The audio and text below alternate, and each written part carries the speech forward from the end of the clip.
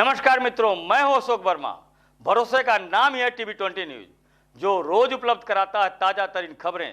देश और प्रदेश की तमाम अहम खबरों के साथ आइए नजर डालते हैं इस खबर पर। आजमगढ़ से खबर है, जहां शाह आलम उर्फ गुड्डू जमाली ने आज बसपा से अपना पर्चा दाखिल कर दिया। पूर्व विधायक ने कहा कि वह मुलायम के खिलाफ भी चुनाव लड़ चुके हैं और मुलायम ने माहौल बनाकर चुनाव जीत गए थे। मैं पूरे जनपद को अच्छी तरह जानता हूं, यह लोकतंत्र है और मैं सामाजिक कार्यकर्ता हूं और मैं गरीबों और पिछड़ों की सेवा के लिए हमेशा तत्पर रहता हूं और हमेशा जनता से मिलता रहता है, जिसका फायदा इस चुनाव में उन्हें मिलेगा। जमाली ने कहा कि उन्हें जनता पर विश्वास है और जनता मुझे चुनकर लोकसभा में भेजेगी। उन्होंने कहा कि सपा का यहाँ कब्जा रहा है, इसके बाद भी जिले में विकास नहीं हुआ। उन्होंने कहा कि उनके द्वारा विकास के बहुत से कार्यक्रम किए गए हैं। ज्ञात हो कि शाह आलम उर्फ गुड्डू जमाली मुबारकपुर से कई बार विधायक रह चुके हैं और लोकसभा का भी चुनाव लड़ चुके हैं। चाहे कोरोना काल रहा हो या कोई भी परेशानी लोगों को हुई है, सबकी विधायक शाह आलम उर्फ गुड्डू जमाली ने दिल खोलकर मदद की है, जिसका परिणाम रहा कि मुबारकपुर विधानसभा में ओवैसी की पार्टी से चुनाव लड़ने के बाद भी सम्मानजनक वोट पाकर लोगों को सोचने पर मजबूर कर दिए थे। इसके कारण बसपा सुप्रीमो ने जमाली पर भरोसा जताते हुए लोकसभा का प्रत्याशी पहले ही घोषित कर दिया था, जिसका फायदा गुड्डू जमाली को जरूर मिलेगा, क्योंकि सदर लोकसभा की हर विधानसभा व गाँव में गुड्डू जमाली का लगातार चुनावी दौरा और जनसंपर्क बना रहा है। मीडिया से हुई बातचीत में अपने नामांकन के दौरान क्या कुछ कहा गुड्डू जमाली ने, सुनिए। विधानसभा से जो विधायक रहे, अब ये क्षेत्र आपको मिला है, ये क्षेत्र आपको कैसा लग रहा है और क्या समझते हैं जो यहाँ की जनता के मिजाज के बारे में होता है, बताएं। देखिए, कोई पहली बार नहीं लड़ रहा हूँ मैं पार्लियामेंट। मैं इससे पहले भी यहाँ से लड़ा था 2014 में, और वो भी उस वक्त प्रदेश के बड़े चेहरे लड़ रहे थे, माननीय मुलायम सिंह यादव जी। तो हम इस पूरे चुनाव से भी वाकिफ़ हैं और उस पूरे क्षेत्र से वाकिफ़ हैं। यहीं पैदा हुए, यहीं बड़े हुए, 50 साल उम्र हो गई है, तो मेरा सारा इलाका हम लोगों का जाना हुआ है। कोई ऐसा नहीं कि हमसे कोई गली या कोई जगह पूछनी। अच्छा, समाजवादी पार्टी ने अभी दीपक यादव का टिकट कंफर्म किया है, क्या कितनी बड़ी चुनौती मान रहे हैं? चुनौती नहीं, अगर ईश्वर ने चाहा, अल्लाह ने चाहा तो हम जीतेंगे। आप देखिए क्या है कि कोई कितना भी बड़ा नेता आ जाए और कोई कितना भी लेके आए इम्पोर्ट करके, वोट जनता देती है, वोट यहाँ की जनता देती है। पहले भी जब एक बार चुनाव हुआ था 14 में, ये बात इसलिए कह रहा हूँ कि उस वक्त लोगों को समझ में नहीं आया, लोगों ने एक माहौल बना दिया, बहुत बड़े नेता हैं, बहुत बड़े नेता हैं। सूबे में उनकी सरकार थी, स्टेट में उस वक्त उनकी गवर्नमेंट थी, और जो इस वक्त उनके राष्ट्रीय अध्यक्ष थे वो सीएम थे, माननीय अखिलेश जी। एक माहौल बना के जनता को भ्रमित करके उन्होंने वोट लेने में कामयाबी हासिल की, लेकिन 10 साल का अरसा गुजर गया, 5 साल उनका टेन्योर गया और 5 साल इनका गया। मैं नहीं समझता कि आजमगढ़ की इस लोकसभा की 100-200 लोग भी ऐसे होंगे जो रूबरू मिलकर अपना कोई दुख दर्द उनसे कह पाए। तो मैं ये एक जनता में ये ज़रूर देख रहा हूँ कि, और मैं तो ये कहता भी हूँ, ये गुलामी है भाई। ये आजमगढ़ एक ऐसी ऐतिहासिक धरती है जहाँ से एक इंटरनेशनल लेवल और नेशनल लेवल के लोग पैदा हुए, एक से एक लीडर पैदा हुए। यहाँ का एक लंबा चौड़ा इतिहास है।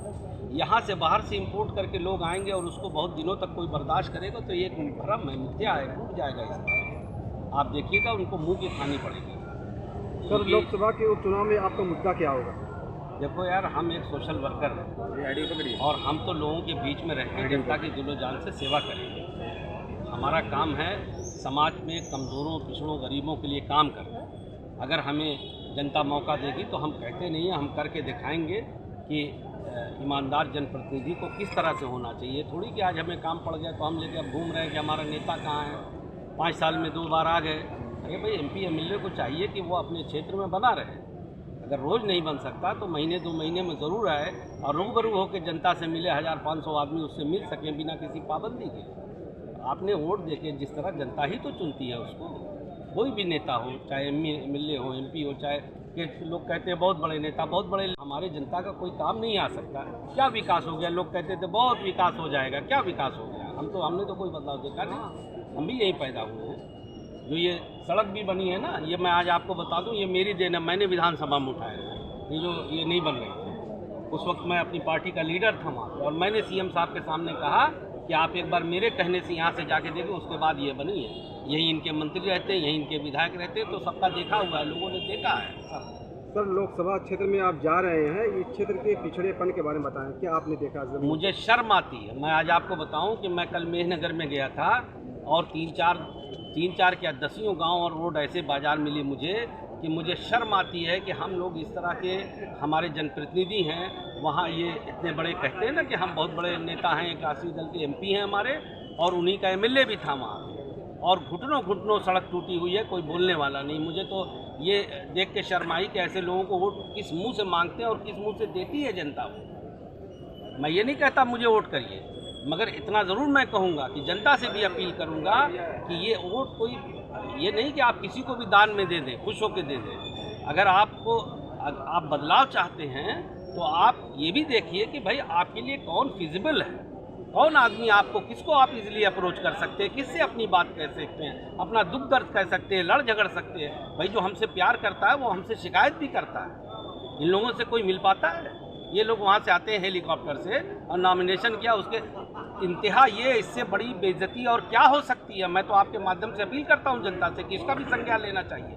ये वो लोग हैं जो नॉमिनेशन करने के बाद, जीतने के बाद अपना सर्टिफिकेट भी लेने नहीं आते। ये 16-17 लाख की जनता है, ये उनके मुंह पे थूकते हैं ये लोग, ये वो लोग हैं। तो स्थानीय और बाहरी मैं अपने लिए नहीं कहूँगा कि मुझे ही वोट दीजिए, मगर ये बहुत बड़ा प्रश्न है कि जो जनता के बीच में जाके कहता है मुझे वोट दे दो, जीतने के बाद उसका इतना वो है कि इतना टाइम नहीं कि हम जाके सर्टिफिकेट, वो मिलेगा क्या किसी से? और विकास की जो लोग बात करते हैं, आप चलिए मेरे साथ गाड़ियों पे, आपकी आंखें खुली रह जाएंगी देख करके कि इतने बड़े लोगों के रहते हुए यहाँ ये विकास हुआ। तो मैं तो इतना कह रहा हूँ, मैं कहता नहीं हूँ, करके दिखाता हूँ। मुझे अगर ये अपॉर्चुनिटी मिली तो I will prove my self that I deserve it. ठीक है।